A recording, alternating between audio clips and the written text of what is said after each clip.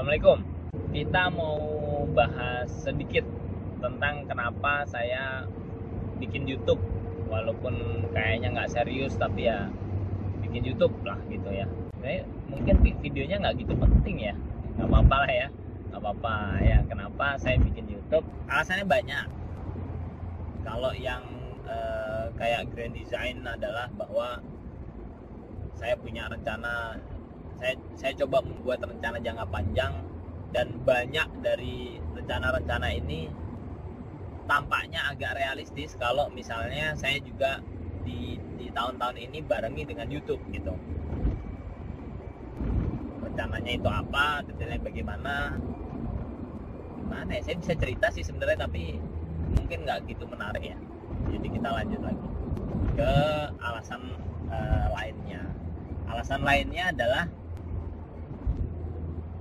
sebenarnya saya sudah merencanakan untuk masuk ke YouTube dari setahun 2 tahun lalu, tapi selalu ada kendala, dan memang salah satu yang perlu disiapkan adalah keluarga saya harus setuju dulu.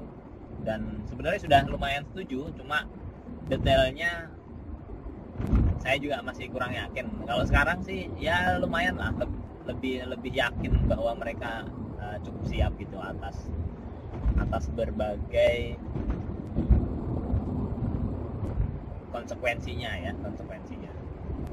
Ya mungkin buat sebagian besar orang konsekuensinya sederhana, tapi buat saya nggak sesederhana itu, karena kami terbiasa menjadi keluarga, katakanlah keluarga introvert gitu ya, yang nggak terlalu banyak komplikasi gitu. Nah, sejenis itulah. Nah, selain itu, kemudian corona datang ini cukup seru dan cukup lama.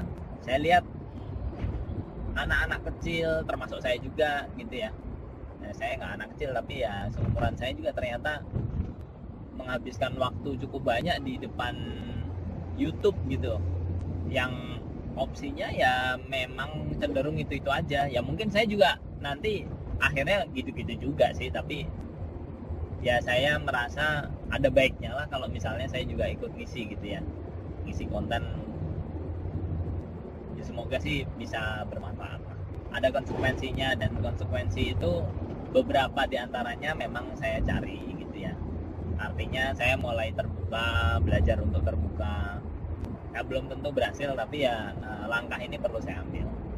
Basically itu, saya juga berusaha untuk lebih umum, walaupun saya yang menyampaikan. Ya semoga penyampaian saya bisa dipahami.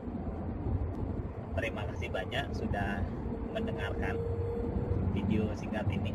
Silahkan kasih masukan. Saya senang sekali kalau ada yang punya usulan apa gitu ya, dan bisa dikejar, ya kita kejar. Senang juga ketemu orang-orang yang ternyata penggiat YouTube gitu ya, nggak banyak ya. Assalamualaikum warahmatullahi wabarakatuh.